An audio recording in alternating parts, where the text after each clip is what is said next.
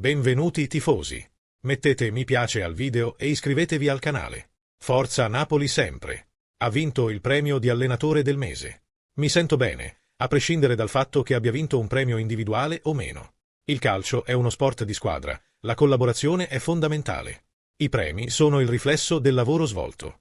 Ringrazio tutti coloro che mi hanno aiutato a raggiungere questo livello di riconoscimento. Sono felice e sto dando il massimo.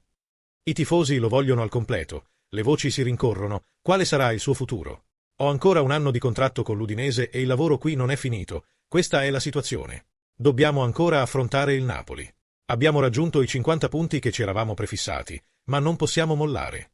Avremmo dovuto giocare meglio contro la Cremonese. Dobbiamo rimanere concentrati fino alla fine della stagione. Vogliamo giocare una bella partita contro una delle migliori squadre del campionato. Poi vedremo, perché, sulla carta, il Napoli è ovviamente favorito ed è in un buon momento di forma. Vorranno chiudere la stagione in bellezza davanti ai loro tifosi, cercheranno di ottenere altri punti. L'attenzione non è su di me o sui singoli giocatori, ma sulla società e sui tifosi. Ci saranno minuti anche per chi ha giocato meno? In sostanza, non mi piace sperimentare troppo. Contro la Cremonese abbiamo adattato Arizala. Sapevamo che Bertola non avrebbe giocato tutti i 90 minuti e che Mladić non era al 100% dopo la botta subita a Cagliari. Domani la situazione sarà simile, perché non ci sarà Camara, così come Arizala, che ha avuto un piccolo problema fisico in allenamento. Al suo posto giocherà Zemura. Abbiamo qualche assenza, come Zanoli, Zaniolo ed Ekkelenkamp, ma vogliamo comunque giocare una buona partita. Non so nemmeno chi non abbia giocato molto ultimamente, perché spesso partiamo con una rosa ridotta e praticamente tutti hanno i loro minuti in campo. Io schiererò la migliore formazione possibile.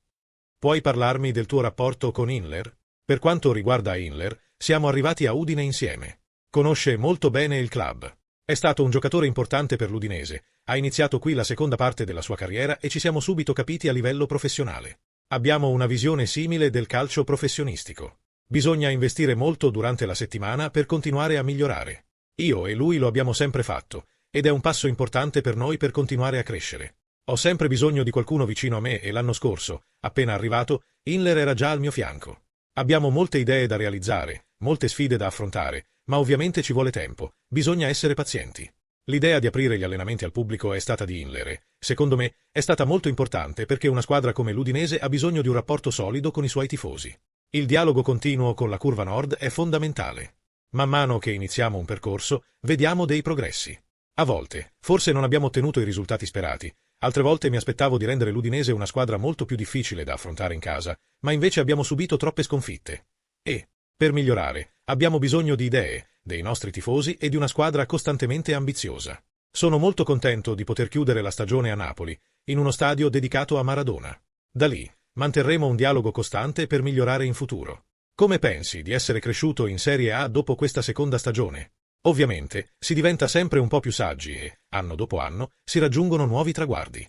Conoscevo già la Serie A, come si gioca, e ho incontrato grandi allenatori che avevo visto solo in TV. È il principio dell'apprendimento continuo, si impara sempre qualcosa. A volte ci vuole pazienza e bisogna imparare col tempo, accettando che non tutto vada secondo i piani. Ho conosciuto tante persone nuove, sono rimasto in contatto costante con Gino Pozzo, abbiamo parlato molto dopo le partite. Voglio ringraziarlo moltissimo per il lavoro che ha svolto e ho accolto con favore le idee che mi ha dato. Conosco questo campionato. A volte sono stato un po' negativo perché voglio sempre migliorare, ma ho grande rispetto per le persone che ho incontrato e che stanno facendo un lavoro straordinario in questo club.